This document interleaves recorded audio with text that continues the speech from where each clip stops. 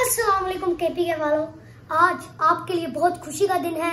आपको बहुत बहुत मुबारक हो कि पेशावर हाई कोर्ट ने आपको जलसा करने की, रैलियां निकालने की और मीटिंग करने की इजाजत दे दी है।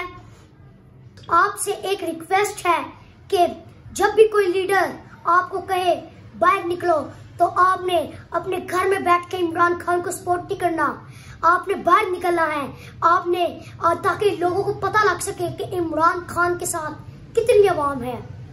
काश मैं भी केपी में होता तो आपके साथ हर जलसे में शामिल होता, लेकिन मैं पंजाब में हूँ।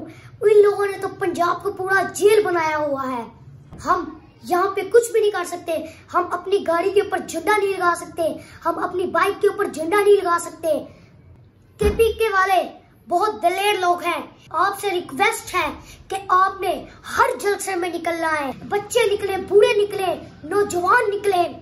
इमरान खान हमारी आखिरी उम्मीद है, इमरान खान हमारा फ्यूचर है।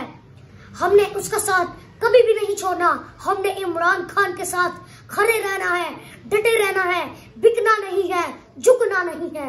मुझे पता है आप सब निकलेंगे और सारे पठान इशारत शकील की जान।